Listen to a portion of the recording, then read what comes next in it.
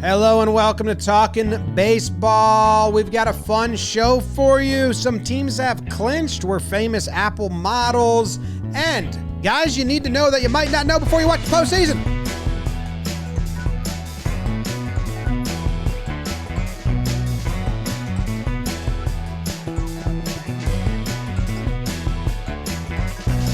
Hello and welcome to Talkin' Baseball. It's September 27th. There's about 5 games left of the regular season. 2 teams celebrated last night. Jake celebrated. It's brought to you by SeatGeek. If you use code Talkin, $20 off your first purchase at SeatGeek. Playoff tickets, go get them. They're going to let you know good value, bad value. Just go get them now. Better value than if you get them later, probably. So thanks, SeatGeek, for sponsoring the show. Appreciate you. Code TALKIN. Get your $20 off your first purchase. I'm here with Jake. He's dressed for Havana. And Trev looks good in his white John Boy media. Crewneck, BBD, behind the dish. Trev, how you doing? James, I'm doing great. Thank you for checking this sweatshirt out. I believe it's on our website, shop.johnboymedia.com. I'm excited because we're here September 27th. It's a Wednesday. This is the last 5 days of the baseball season.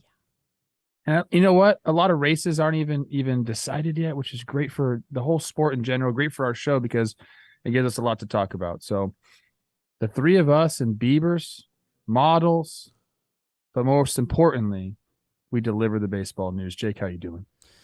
Trevor, James, Davis, everyone joining us. If you've been thirsty for playoff baseball, just stay up till 10:05. Watch what's going on with the Mariners and the Astros. Those games have been electric. Justin Verlander, whoops. here's 8 shut when your season's on the line in Seattle. And then good on the Mariners for fighting last night. Cal Raleigh breaks his bat and straightens one out that kind of busts the floodgates open. That guy has got something to him, huh? Something that kind of can't be measured with the stats. It feels like when there's been a big spot, big butt comes through. I think you can measure big butts. And met my new nephew this weekend. Trev goes on the annual Plouffe camping trip, which I live vicariously through. Jim has kids and looks nice. And is wearing his Gone Pissing shirt. Yes, that's true. Wedding Jimmy came out this weekend, which always puts a little lead in my pencil. Oh, there was a lot of good stories from the wedding. Met a lot of Talking Yanks fans. There was one woman at the end of the wedding who the DJ stopped talking and said, and then we'll get to dancing, we're going to do this, and we'll get to dancing. And then this woman at the back of the whole party just yelled, "Sublime! Sublime!" Ain't got no crystal ball. It's like... You can dance to Sublime, you just not that well. He didn't ask for requests. No. That was going to come later, it sounds like. It just... in his dorm room. It wasn't going to happen.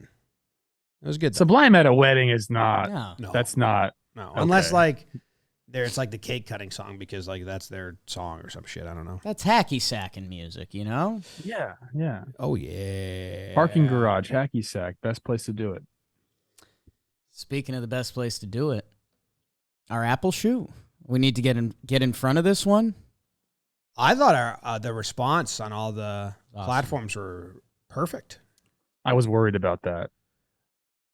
A lot of good jokes. Yeah. And shout out to Apple. It turned out like a meme, kind of. But it was good. Thanks to Apple. We did that. When did we do that? A month or 2 months ago? A month.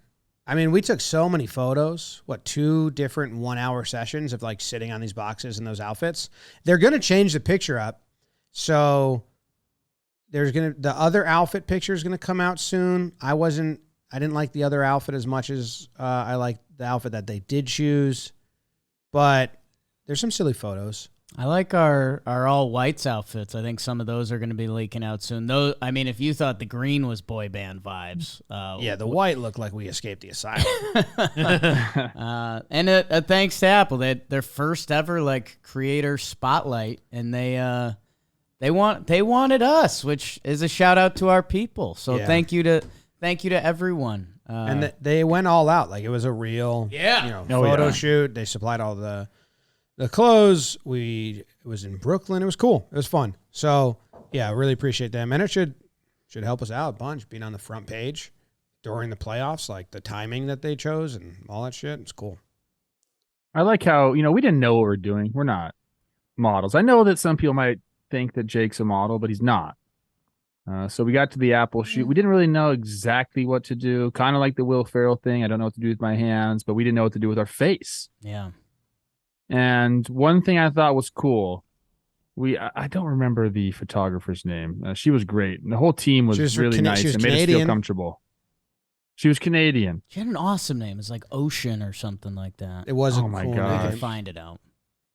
There was a bunch of really cool people there who yes, almost like we're like, I don't know if we fit in here. But the thing they made us do, which I thought got like the best responses and best modeling poses, they said, just walk away and then walk back into the space. And we're like, we could do that. We know how to walk in and out of rooms. Just sit down on these blocks. Yeah, we crushed that. That was good. My favorite was when you were batting righty, because there's a picture coming out where we're like mocking umpire, catcher, and batter, and Trev's batting right, and they were admittedly not sports fans. And Trev was batting righty, and she goes, "Oh, I like that. Can you do it from the other side?" And you were like, "Well, I'm not a lefty, but okay." And you walked to the other side, and you got in your lefty position, and she was like, "No, but I like your hands closer to me." So she wanted you to hold the righty swing, but stand on the left side of the box like you were swinging towards the umpire. And we were like, no, we can't do that. She was like, why not? And we were like, well, that's not how. She's like, okay. We're doing a very baseball pose right now. Yeah. That's funny. You could wear that shirt right now that you got on to our next Apple shoot, Jake. Yeah. Yeah.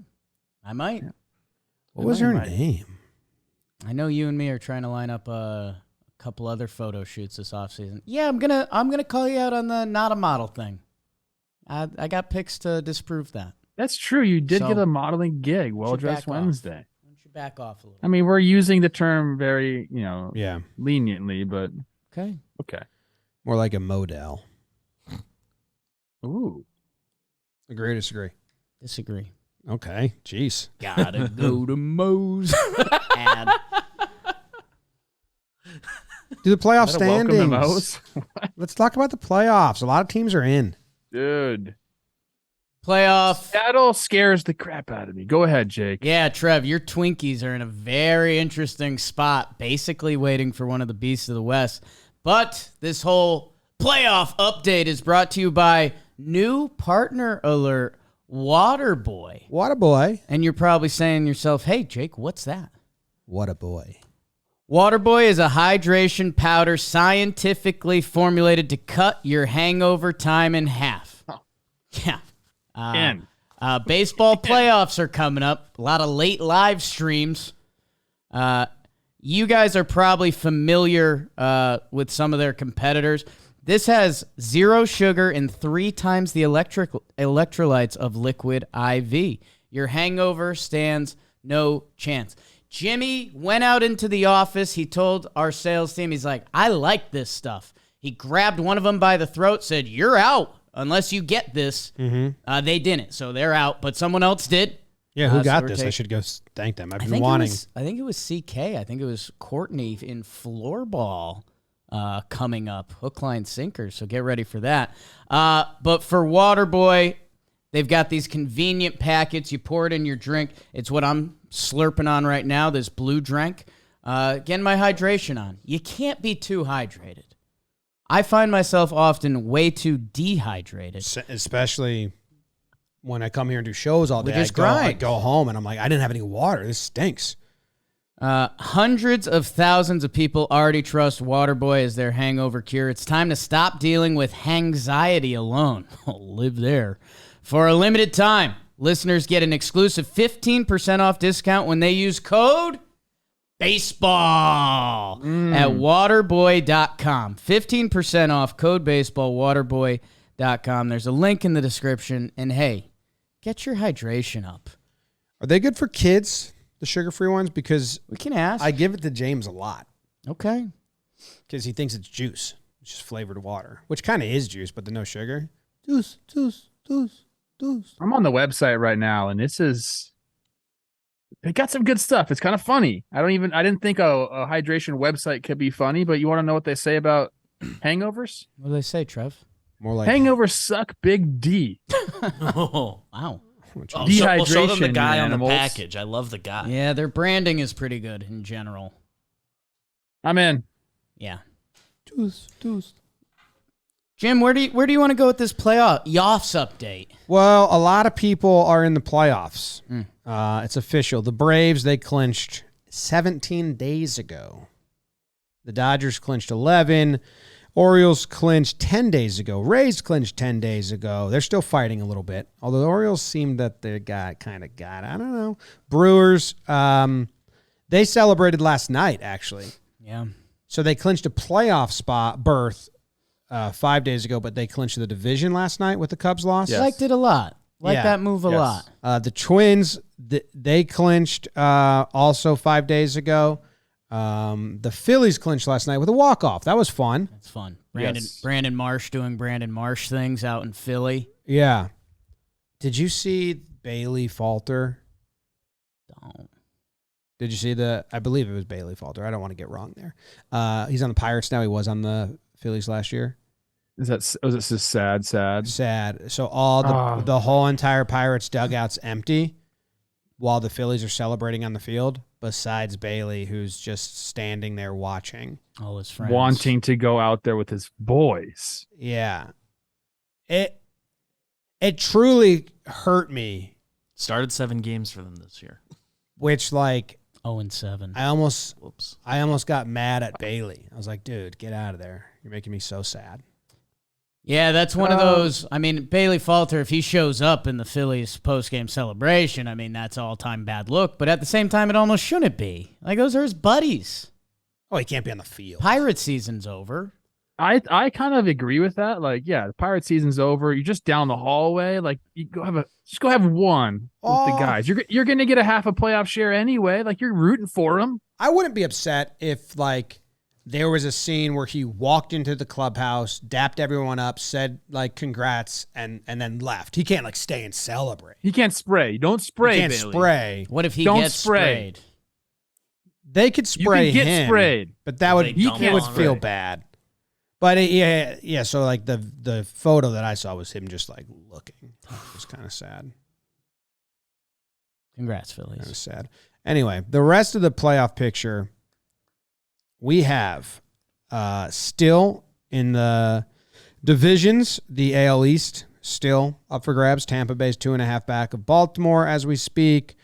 Who's Baltimore playing? They're playing They're finishing up a series with the Nats. 2 more against the Nats, and then 3 against, is it the Red Sox? They finish with the Sox. Yeah. 4 versus the Sox. Oh, so I one- think it's 3 one- versus. Yeah, okay. One with versus the Sox. The Rays have the Blue Jays. I don't know who they're playing right now, but then they have the Blue Jays to end the season, I believe. This is the AL East is basically decided. There's a 3 is the magic number for Baltimore. Yeah.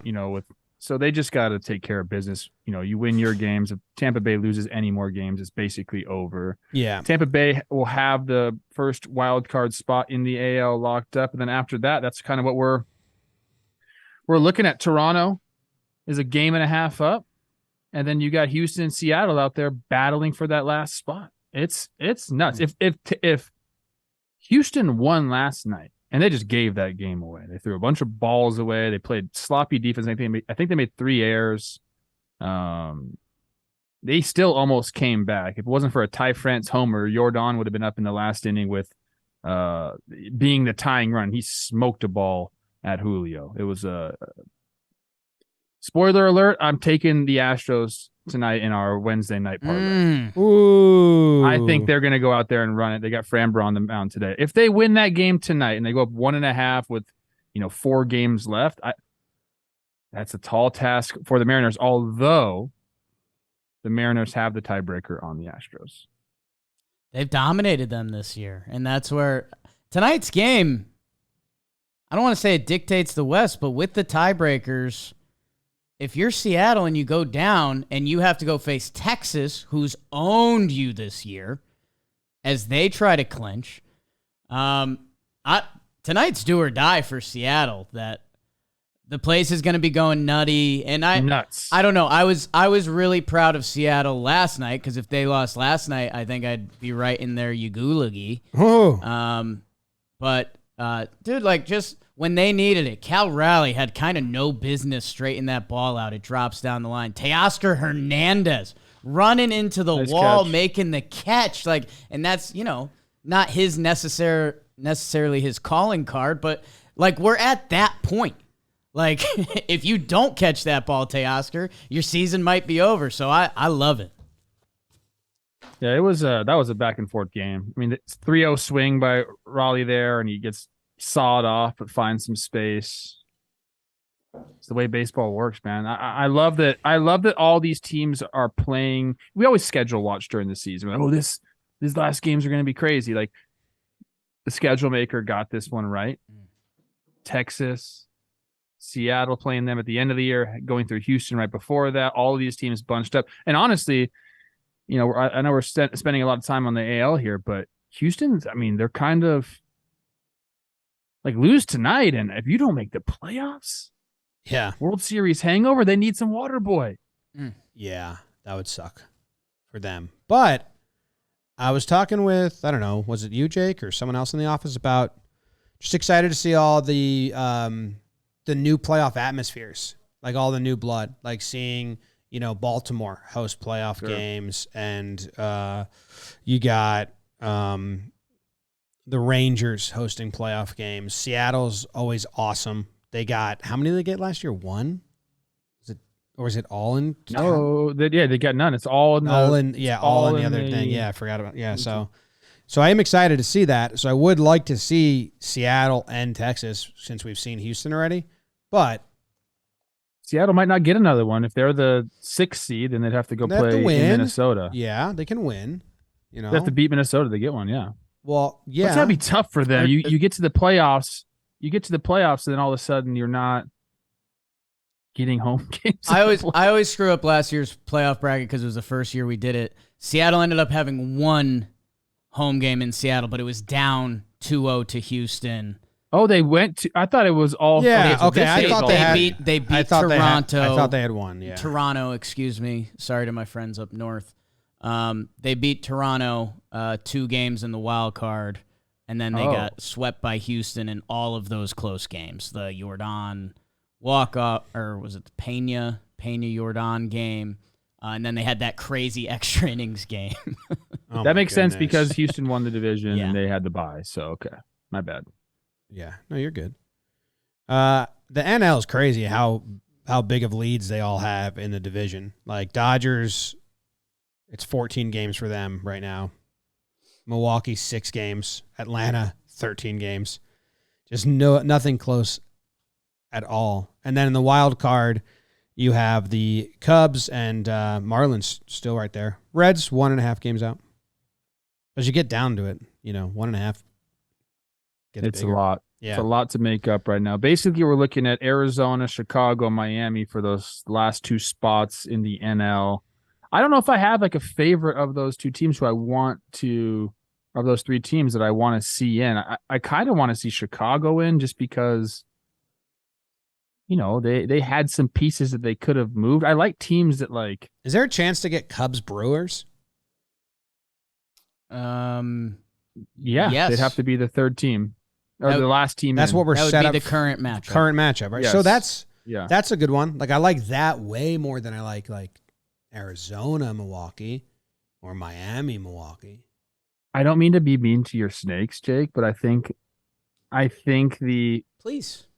Miami is they just shouldn't necessarily be here, but then they made good moves that really paid off at the deadline. They brought in Berger, they brought in Josh Bell to spark the offense.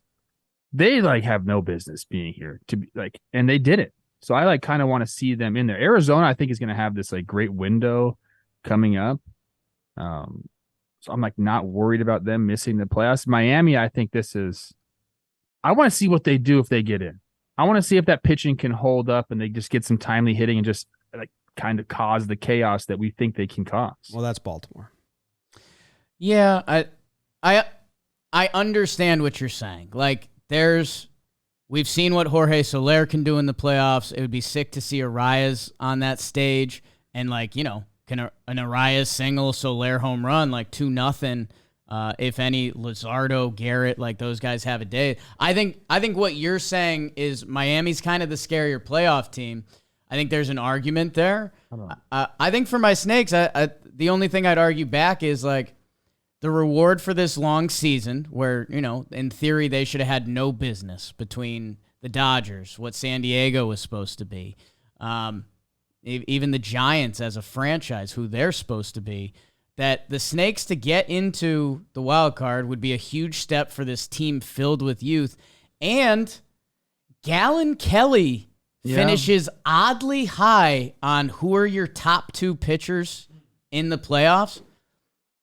If we broke down that chart where Zach Gallen and Merrill Kelly land, I don't know. So I can spin that to be hey. I think Trev was complimenting the Diamondbacks. He was saying in this expanded playoff world, he wants the worst, most kind of undeserving team to make it. Well, I just think that the Marlins, of the people that can make it, he wants to see what the Marlins got. I think that's what he was saying. I want to see what the Marlins can do in the playoffs, just because they do have what I think is a really underrated pitching staff. And then they went out and bolstered their offense with really under the radar moves. You bring Jake Berger over and nobody batted an eye. Then all of a sudden you look at his numbers oh shit, he's really done it. And then you get Josh Bell off a struggling Guardians, or not even a struggling Guardians team. They're one back of the playoffs. They decide to sell. You bring Josh Bell over. He has a really good start there, helps them out. I mean, Jazz is back. Luis, they have some really fun storylines on that team too. To be honest with you, all of the matchups are going to be good, and I really, really like the wild card round. I think the wild card round might be my favorite round of all. I like the home team. Yeah, but gets then you remember they're all games. day games. The timing of the games does suck. The teams that get the 3:00 starts with the shadows, you're just man. The day game shadows not about is not playoff baseball, so it just it's not playoff. It just sucks. It's just the worst. They had the best intro to the playoffs ever with the one game. I know it was unfair, but as a third party, as a national audience, is getting casual people that don't watch baseball. I remember when the Cubs were in that one game. What year was that? Love the one game. Even when it was I don't know, the one game play-in for getting new people that never tune in was just fucking the craziest way to start it. Wasn't fair to the teams, I understand that, but to go from that one game, night game 7 to what it is now, last year when the wild card started, and this year I'll probably have the same feeling, but we'll be doing live streams and we'll be doing fun bets and stuff, but it was wait, what? This is the start to the playoffs? You need the cities to line up a little bit, because if you're going to do that day game action, you kind of need day game cities. If the Cubs were hosting a day game playoff game, they could make that atmosphere happen. They do that every Friday for shits. Philadelphia, I'm excited they'll be hosting. If they have a day game playoff game, they'll probably get the night slot. But they'll probably get the night slot. So Milwaukee will show up. What are the potential matchups right now for the wild card? Right now, Milwaukee, Chicago is it. So that could be a night game, maybe. Philly I think that's a good day game city, because first of all, they have the roof. Second of all, I think Milwaukee fans will show up because there's nothing else to do in Milwaukee. No offense. Yeah. No offense. I like Milwaukee. Lost a lot of money at that casino. And then Philly would be hosting the Diamondbacks, which I also think would be a really good day game city. Better night game city. They probably get the night game if they're doing one NL day night. Philly probably gets the night game. Their attendance. I think they'd show up to a day game. Is what I'm trying to say. 10,000 this year. No West Coast teams hosting. That's great. In the AL, it would be Minnesota and Tampa hosting. Minnesota would currently be playing Houston. That's great because they were doing those like noon starts that the players were like, we've never played at this time. So then in the AL, it would be, what did you say? Tampa would currently be hosting Toronto. So that's your day game. And Minnesota would host Houston. And that's your night game. Yeah. So I'm so excited for the playoffs, dude. Yes.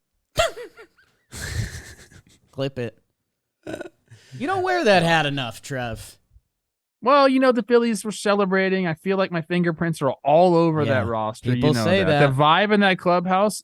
Here's the thing that people don't realize about the vibe in that clubhouse. If you listen to some music, sure, they have the song. I don't even know who sings it, but the Philly song that they play all the time. But there's also a lot of like house, like kind of like techno music. That's such a Jake Arrieta, like still having influence over that locker room. He used to listen to that all the time. And, I'm sure Reeser and JT and all these guys that have been there for so long, they still have the vibe there. So it's Makes me happy. if I'm getting this right, it's your fingerprints on Arrieta and Arrieta's fingerprints still on the locker room. No, Jake's his own man. I don't know if you've seen any of his Instagrams. Sure he's pretty roped up and manly. So okay. I know what's in his basement. Or a dojo? Do you want me to tell you? Sure. He likes Abercrombie and Fitch. He likes like really interesting, weird bottles of liquor. He wants like stuff that like is found like on like sunken ships. Yes. Like he goes and looks for like auctions of like barrels of whatever that's been on the bottom of the ocean floor for years. So, and he likes to work out. How about that? Okay. Anyways, go Phillies. Go Phils. He's also a famous Oriole too, back in the day. Sure is. Oh yeah, and Cub. And Cub. Oh, probably the most famous. All over this playoffs, you and Arrieta. And I'm all over Shady Rays. You know Ray? I know a guy whose name is we Ray. know a Ray. We know a Ray. Shady Rays is bringing us today's episode, and they are the best in the sunglasses game. It's take on the sun with gear that's built to last. They're premium polarized shades at an affordable price. They've got their lost and broken replacement guarantee. You lose them, you break them, they'll send you a new pair. No Q's, aid. And for our listeners, Shady Rays is giving out their best deal of the season. Go to shadyrays.com. Use code Talkin. You'll get 50% off 2+ pairs of premium polarized sunglasses. And the John Boy Jake shades now apply to that offer. They didn't. They said, we can't do that. We're getting blinded by these deals. They didn't say any of those words. But you can get the custom Jimmy and Jake collab shades. Get yours now. Code Talkin, 50% off 2+ pairs of premium polarized shades. So, what we got here is a list of guys that if you're excited for the playoffs the same way Trev is, who's very excited for the playoffs, but maybe you haven't even been listening to us the whole time. We get a lot of new people that tune in. All our new Apple listeners. And you're like, I don't want to be surprised by it, dude. I don't want to go to a watch along and be like, this guy, who the fuck's this guy? And you're like, that's Gunnar Henderson, dude. He's really good. You're like, oh, sorry, I don't follow the AL. We're going to let you know of some names that you might not know of. You might not realize how good of a season they've had on playoff potential or playoff teams. Did I describe it properly? I think so. Yeah, we were brainstorming for this last Wednesday ep before the Yoffs. And we were thinking about like an all underrated team just to spotlight guys, but with the playoff twist makes a lot more sense. So when you're at work, not working, watching the Brewers take on the Cubs or the Marlins, there might be a guy or two that you're like, oh yeah, that's right. They were talking about Jake Berger, and now I know Jake Berger. I'm going to tell Stan in accounting if he knows Jake Berger, he doesn't. Stan gets embarrassed, takes a long lunch.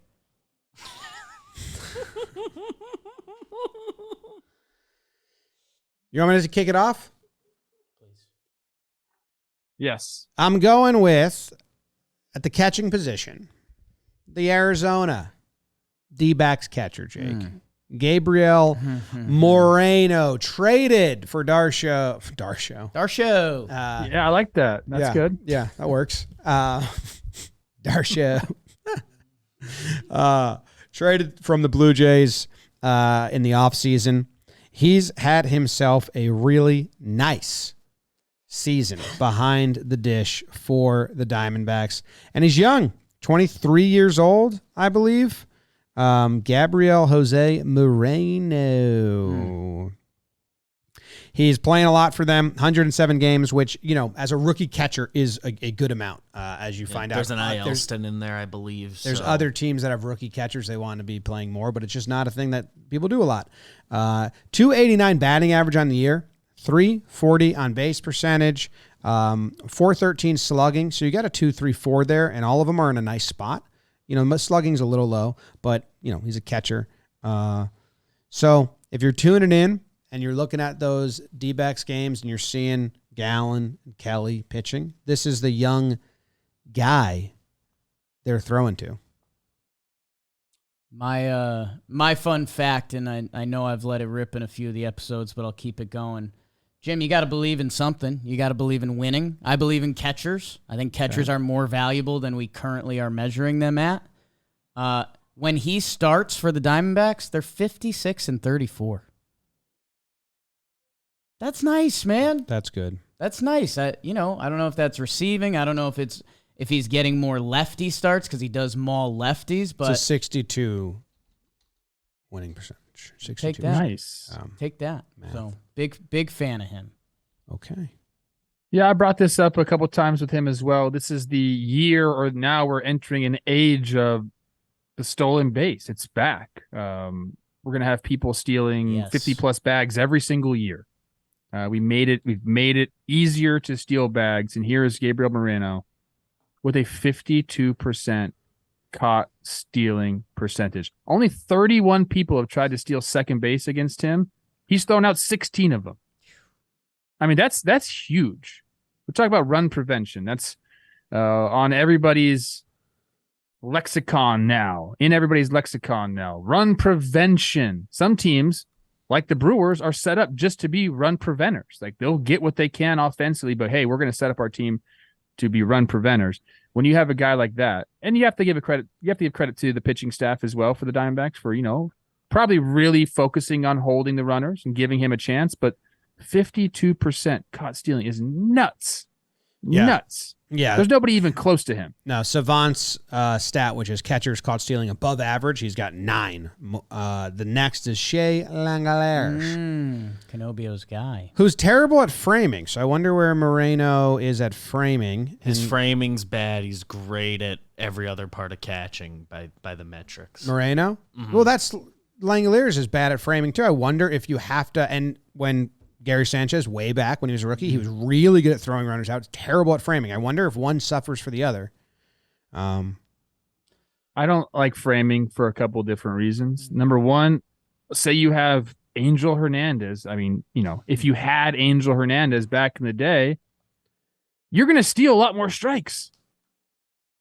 Like, it just depends on, your pitching staff, if they can locate and put the ball where you need it to be, and you can frame those pitches. If you have a bunch of guys throwing 100 miles an hour, moving, you ain't framing those pitches. If you have a bunch of guys throwing 93 miles an hour, dotting up, you're going to frame all those. So framing to me is interesting, to say the least. Jonathan Lucroy, for one season, was like the best framing catcher ever, because he had a bunch of guys throwing 88 miles an hour to him. The next year, he went somewhere else, and a bunch of guys were throwing harder, and it's like the framing went out the window. So, the metrics might be one thing, but like, I did a breakdown recently and showed how bad Salvi Perez was at it, and like, it's literally teaching an old dog a new trick. He's trying to do the new style, and he just like kind of doesn't get it at all.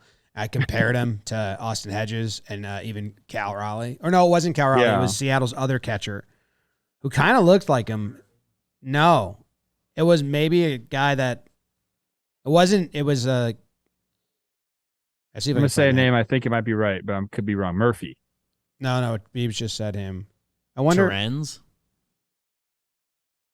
Maybe no. I was surprised by the name. I'll find it. Maybe it was Murphy, but it wasn't Cal. But like when you compared them, it was kind of like, oh shit, some guys are really good at this. Okay. Yeah, Brian O'Keefe. Mm. It was Brian O'Keefe, and it was just like one pitch that I found, and he was really good. I knew he was Irish. I knew it. Mm. Yeah, I knew it was a name. I was like, who? Played the fiddle in an Irish Currently band. on the AAA roster, so Yeah, He's up, he's he's down. up and he's there, you up know? and down. he's guy. up and he's down. Jake, take first base, buddy. So, first base, I don't want to say a slight outlier when we audibled into this because there was it's a lot of underrated guys on teams that, well, the Giants and Guardians kind of ended up underachieving down the stretch where Flores and Naylor had been nails for them. I think the guy I will end up highlighting, and hey, this team wins a couple ball games, they're back in it. It's Spencer Steer. Now, if you've been listening to our program this year, we've been trying to give you Spencer Steer, but hey, and Ellie De La Cruz shows up last night with a 2-homer game. Been trying to highlight our king, Matt McClain, short king of the year. And even when Hunter Green's throwing 103 BBs, there's a lot of other guys that have gotten love on this young Cincinnati Reds team, and whether it's the old dogs, Votto, India. Steer played 71 games at first base this year. He's also popped around to some other positions, and while doing that, an 813 OPS, wherever he's been in the lineup, he's been a constant for them. And if you do see these Reds and they sneak into the last spot in the playoffs, and maybe they're taking on the Brew Crew, he's a guy that's going to be in the middle of their lineup. And he's just the year he's put together for a rook. He's played 152 games this year. We love that. And we love some alliteration. I love alliteration. I love loud and lively alliteration. Loud and lively. Mm-hmm. Okay. Mm-hmm. I'm going to take the second base position. And there's two guys here. There's actually three guys you could really talk about, but I'm going to go with two. Number one is Bryson Stott. He's on the Philadelphia Phillies, but you probably don't ever talk about Bryson Stott unless you really follow them because of the other names that are on the team. You got the Harpers, you got Rio Muto, you got Aaron Nola, Zach Wheeler, Kyle Schwarber hitting fucking balls to the moon. Like, there's just so many guys there. Trey Turner. I didn't even say Trey Turner's name, people. Captain America. But there's Bryson Stott getting it done. I mean, his numbers are actually insane. And the year he's had is really, really good. He plays very good defense there, which for the Phillies team, that's not necessarily their calling card, right? So, it's nice to have a guy that can glove a few balls for you there, especially when you're talking about middle infield. So, a lot of his value has come at that. Total B-WAR is at 4.1 for them, 3.8 F-WAR. He's had a nice offensive season as well. Right there, 330 on base percentage. He's slugging 420, which is nice for a second baseman. 751 OPS. He's just been kind of like a lineup lengthener, if you will, while giving plus defense. So shout out him for getting the opportunity and running with it. He's been good, and he's a guy who is going to give you also a really good at bat, like a tough at bat. So that's something that when you get into the playoffs can really change a game. If you have a guy at the bottom of your lineup before you turn it over, working at bats and making a pitcher work, and you guys know that causes problems for that guy once you start to go and you turn it over to the Schwarbers. I just worked this long at bat to Stott. Now I got to go and face this guy. See you later. So shout out Bryson Stott. I think not a lot of people really will know his name at that fictional party that we're talking about where, you don't want to be that guy. Bryson Stott's a good one. And another good one, because he's not even from America, guys. Do you know there's a country on top of us called Canada? Yes. You ever heard of it? Canada. Yeah. Eddie Julien is from there on my Twins. Now, this guy is paramount to the Twins' success in the playoffs. And I know everybody, whether you want to admit it or not, people are rooting for the Twins to get a victory. They're rooting for the Twins to get a victory. It's very nice, okay? I don't think Twins fans will be happy with just one victory. I'm going to say that right now. It's not going to appease the fan base, okay? We need a series victory, not just one. But Eddie Julien, talking about tough at bats, this guy's not afraid to face anybody. He's been great for them since he's been called up. Kind of shaky at second base, not really there defensively yet. He's going to have to do some stuff offensively to really get it going. Although he did the play that made them clinch was like his best defensive play that he's made all season long. So maybe, he's a guy that's going to work to get better, but just watch him, when the Twins are playing, he's going to be one of the best pure hitters, in my opinion, that you're going to see in the playoffs. Like just really, especially of a young guy, like a rookie. Watch this guy hit. No, I'm serious though.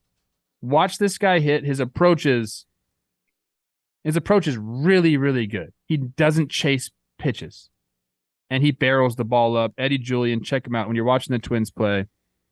Remember, Canada is a country on top of ours, and Eddie Julien's from it. It's great. It's good stuff. I made that face when you said Eddie Julien's going to be one of the best hitters you see in this playoff. I think the rookie caveat there is important because I think I'm just saying. I'm telling you, watch this guy freaking hit. Betts and he's got some Freddie Freeman in him. Is what I'm trying to tell you. Learn from him. That's a great example. And he did learn from him during the WBC. He told me he legit was like, Freddie Freeman, I am going to be on your hip and I'm going to learn from you. There's your inside info, people. That's why you come to this show. That is why. Where are we going? Beebs says next one? Or is it to me? Third base. We are talking some third base, pulling up our thing. And we've got, third base at one of the positions that I think got a little funky because the guys we've set aside aren't locked into the playoffs quite yet. But we wanted to shout out Jake Berger, who I've always been hot on, driven by his childhood home. Traded over mid-season from the White Sox to the Marlins, and he elevated with the other additions they had, Josh Bell, etc. But he's been just lights out offensively. 34 homers on the year, like legit power. Playing some third base. Don't think he's been moving around as much there as he was when he was in Chicago. He's doing like all the corners. But Jake Berger, very serious power threat, and just like a good hitter. Why'd the White Sox trade him? Well, they got a different Jake back, so yeah. The White Sox. They traded everyone. Stink, bro. Yeah, but he's like team control for so years. much time. It's crazy. I'm so sick of the White Sox. I'm sick of them. Okay, spoken like a Twins fan. Go Chris Getz-Go, former peer of mine. Go, Chris Getz, go. Well, I hate to do this because at shortstop position, I have another Marlin, and they might not be in the postseason. But if they are in the postseason, we're giving you some names. But I got to shout out my dude, John Berti. He was recently kind of benched. Joey Wendell was given the shot. They got Hampson, Garrett Hampson. Those guys just play every position. Like Garrett Hampson has started games at 5 positions, and Berti has as well. But recently, Berti got the call. Said, hey, you know what? Joey's out. John's in. And he's been hitting really well. And he's having a good year. But down the stretch here, where the shit did I put his game log? In September, and this comes with kind of a week where he wasn't playing, he's got a 1 OPS. He hit 2 homers in the Marlins last game, which was 7 days ago because they're getting tons of rainouts. They have a doubleheader today.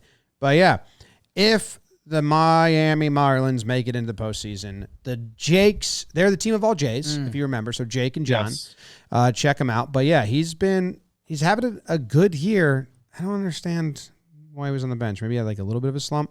It's not like an amazing year, but because slugging isn't great. But 286 batting average, 327 on base, and plays a ton of positions. Not a lot of stolen bases this year. He had 41 last year. Only 15. Not a new rules guy. I was going to do CJ Abrams, but then we decided it was playoff teams only because he's a real interesting, raw He's talent. so fun.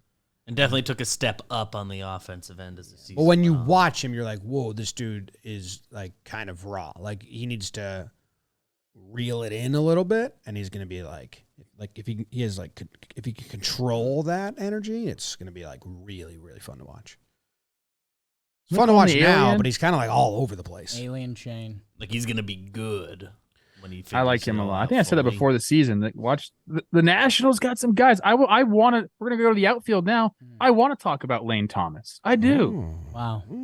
But unfortunately, the Nationals just missed out on the playoffs this year. I can't talk about him. We could have mentioned J.P. Crawford as always. The on-base percentage, very impressive. But this show, Yeah, we've kind of. you just know J.P. Big step up though. Like him. Tri-tip JP. The outfield, you guys ever I'll been? start. Wow. Not your turn, but go get it. Well, I don't want you to steal my guy. I know you don't, and that's why I'm excited for you. Because good. I got dudes. You got dudes. I got a young guy. You know I like young guys. Yeah. You know that. I saw this guy play in person multiple times this year. Sick. He looks like a linebacker playing center field. I'm going James Outman out there in Los Angeles.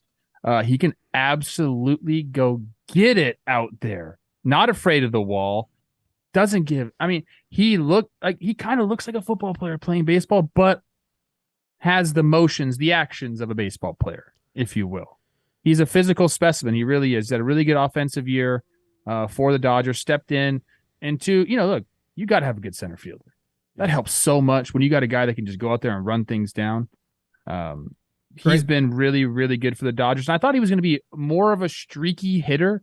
When I first saw him play, I was like, man, like it looks really streaky. And then you got April and March, really good for him. And then you saw May and June. Okay, he had a 550 OPS in May and June.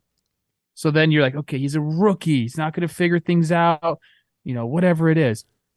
July comes around, 904 OPS, August, 890 OPS. He's made adjustments at the plate as well. Still strikes out quite a bit, but he can pop one out of the park and he can go get it in center field. And if you got the power speed combination in center field, I'm going to be looking your way a lot of the time. So James Outman is my guy. 4 hits yesterday.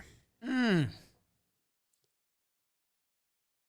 been the center fielder on one of the top 3 teams in baseball all year as a rook. Great bubble awareness. Great BA. Go check out Weekly Dumb this week. I'm actually going same song, different chorus. Interesting. Because I'm going with Leody Taveras. You look up and down the Texas Rangers lineup, and there's guys, right? A guy who's been there all year, also center field, a position that we highlight on our All-JM team because it's different. You need something different out there than the other positions.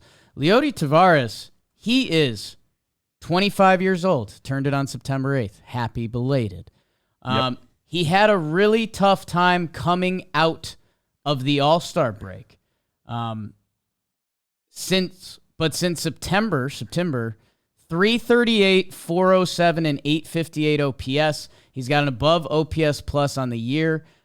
He is a switch hitter, but he switch hits on the better platoon side. He's better versus right-handed pitching. So Leody Taveras, you're going to see him tracking down balls in center field. It's allowed this team to do more. It gives them a really fun defensive outfield when Adolis is out in right and he's in center. And he gives you a little bit of everything. He's got some pop. He's got some speed. And he's been a key cog all year to the Texas Rangers lineup. So Don't be surprised if you see him doing it on either side of the ball this October. Leody. What was that? Leody. There's not a lot of other options for playoff teams here in the outfield. Chas McCormicj is there. He's If you don't know who Chas McCormicj is, he likes banana pudding, or at least that's what Dusty gets him, right? He gets him banana. Was it banana pudding? Yeah, he's like, don't worry. You think I worry about his weight? I bring him banana puddings every day. All right, bro. All right. That's managing. That's right. Yeah, it's taking a huge step up this year. No, his numbers That's are like the Ted Lasso crazy. thing when he brings the cookies. Yeah. He's sort of similar to Stott from earlier. Like I think he got on people's radars last postseason, but like he had a crazy year. Yeah, I remember when we found out about him, right, and we looked at like his minor league numbers and that he just like crushes baseball anywhere. Since he got back from injury, he is playing a lot. It was like he got one off day a week for a while, and they were very upset about that. He's been playing much more of late. I think one off day in the last since September 10th. I don't know, but yeah, he's really good. He's really good. Center field last night, left field, right field. So he's out there, and his offensive slash line's really good. So if the Astros make the playoffs, and you're like, "Who's this guy? I forget him." Well, that's Chas McCormicj.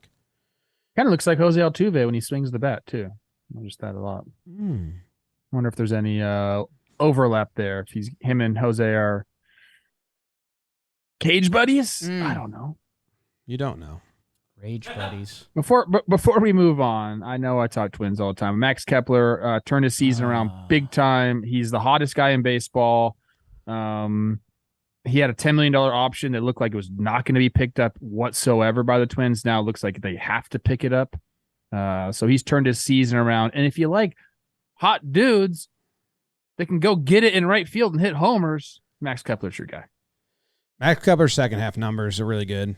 292 batting average, 364 on base, 529 slugging, 893 OPS. Like really good numbers. He really turned it around. And what he did is he started finding the gaps, it looks like, Trev. Because the home runs are the same. He had 12 in the first half, 11 in the second half. But the doubles go from 5 to 16. Find them holes. He more than doubled the doubles. He tripled the doubles. Maybe people are starting to be like, oh, look, this guy, he's got Gallows numbers. And he was like looking at the clubhouse and he was like, I don't want that. I'll change. I had some discussions with him. I'm not saying like I turned around. I'm not saying that. Well, your fucking fingerprints are all over Max Kepler. All over Max Kepler. I mean, I wish. I remember when he was 18, right, from Germany. But I bought him his first soup.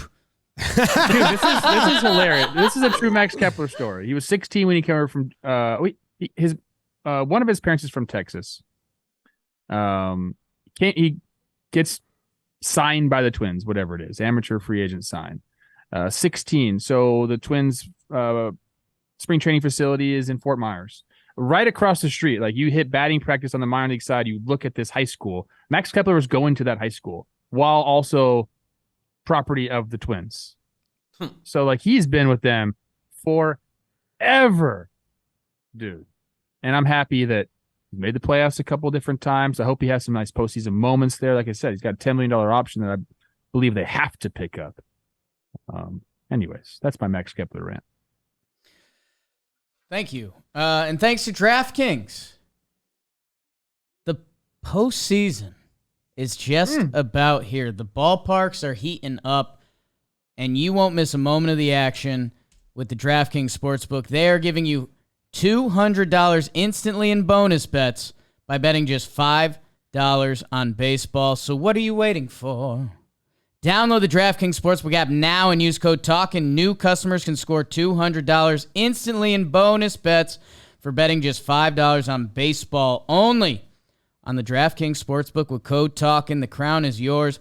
Gambling problem? Call 1-800-GAMBLER or visit www.1800gambler.net. In New York, call 877-8-HOPE-NY or text HOPE-NY. In Connecticut, help is available for problem gambling. Call 888-789-7777 or visit ccpg.org. Please play responsibly. On behalf of Boot Hill Casino and Resort, licensee partner Golden Nugget Lake Charles. 21 plus, ages vary by jurisdiction, void in Ontario. See dkng.co/baseball for eligibility, terms and responsible gaming resources. Bonus bets expire 7 days after issuance. Eligibility and deposit restrictions apply. Good stuff. We have the pitcher left if you just want to throw it real quick. Feeling kind of Bradish. That's his Twitter handle, right? Kyle Bradish? Or are you talking about another guy? Kyle Bradish. I feel like, or maybe you just said it so much. It's I burning. think I've said it so much. His Instagram is kind of Brad. I feel like his Twitter was kind of Bradish. I feel like I've heard that as well, James. So you're not out there. Could just all be Jake. alone. I think I burned it into your guys' brains. Yeah, maybe. Because Kyle's being Bradish. Yeah, I guess you're right. Just There's so a couple dumb. of different guys on here. I like talking about Kyle Bradish because Orioles ace. all of a sudden the Orioles have a couple aces. And we were talking all season long about how they didn't have enough starting pitching and they didn't have a true ace. Well, here comes Grayson Rodriguez doing his thing. So you probably should know his name as well because he's been freaking lights out. Kyle Bradish has done the same thing all season long. So Baltimore's looking nice. I think a lot of us have egg on our face because nobody really thought that they were going to have two guys they could really count on or one guy they could really count on, let alone two guys they can count on in the playoffs. And now they do. So you have those two guys. Braxton Garrett is our guy Dalton Feely's favorite pitcher in the big leagues. What he's done this year for the Marlins has been really nice. So get to know his name a little bit as they are looking to get into the playoffs. And I think that's probably it as far as guys that you don't know that you need to know. Yeah, I mean, are we doing relievers at all? There's always like a closer that is going to win everyone's hearts. And if you're going Orioles, Cano is just like watching him pitch is kind of like, whoa. He's got a look to him. Yeah. Jake's been on a certain brewer that's going to take over the playoffs. Abner Uribe throwing a .03 out of their bullpen. He's got playoff gem written all over him. He's the dude that I believe I did a breakdown on. He got kicked. He got ejected after the game ended this year. Nice. He get called up this year. They don't have two Abners in their system, do they? No. That'd be wild if they did. Yeah, I think it was his last game in Double-A. I did a breakdown, and he got ejected after the game ended. He got the save, and then told the ump, I think I remember that. and I don't like you. And the ump was like, "You're out of I think here." it's And he was more like, common out of than you where? The think. game's over. Yeah. The umpires walk right by you. I'm surprised there isn't more conversations after the games, especially in places like Toronto. They walk through the dugout real close. You have to kind of hold up and let them go through. I did want to make this point before we end here about relievers, actually. And it's one of the things I love most about the postseason. Probably the thing I do love most about the postseason is there's not all the time, but most postseasons you're going to have one or two guys in the pen that just kind of stand out from the rest. They get hot at the right time. They catch fire at the right time, and they get leaned on by their manager. You can think about Madison Bumgarner back in 2014. You can think about Daniel Hudson doing it for the Nationals in 2019. Price. You can think about David 2008. Price. 2008, Price. 2010, A lot- Waka. Or was that 11? Just guys, not necessarily even converted starters going into the pen, although I do love that as well. That's one of my things. Just somebody in the pen is going to get hot, and they're going to be in there every single game, and they're going to be heroes of the postseason when during the regular season they're just some reliever that's been out there twiddling his thumbs, drinking Red Bulls, trying to get ready for the sixth inning. All of a sudden they're on this national stage, and they become a superhero. There are guys in this postseason that when they come in to pitch, the other team knows they're getting it beat. and I can't wait to see who it is, because it's not usually the typical guys you think. It's not like the closers that are coming in and you're like, oh shit. It's some dude that just like loves the moment. It doesn't even know he loves the moment, but it gets in it and he's like, oh, this is my shit right here, and just goes nuts. So watch out for that. We don't know who it's going to be yet, and that's like the most fun thing about it is it's just going to be somebody. It's with Uribe, it's I guess building on that, the moment I like seeing is it's postseason, and you find out if the manager is going to believe in, like, you know, if the Brewers, and there's some lefty righty stuff here, so it's not perfect, but Andrew Chafin, who they traded for at the deadline, we all know Chafin at this point. He's a guy's guy, embodies Milwaukee, right?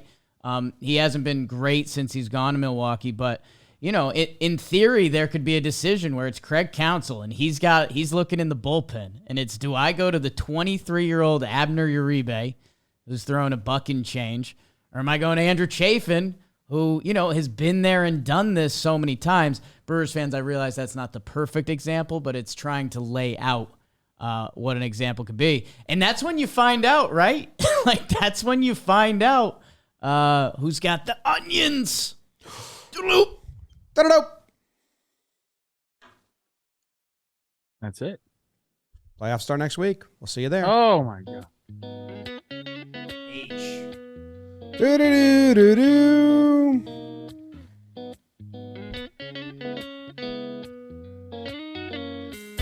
Jake sucks.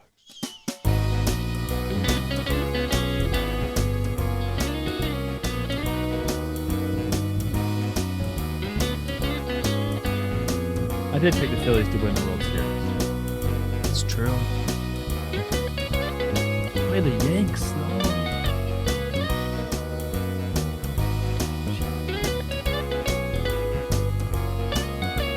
Boom. Boom. Do-do-do-do-do-do-do-do.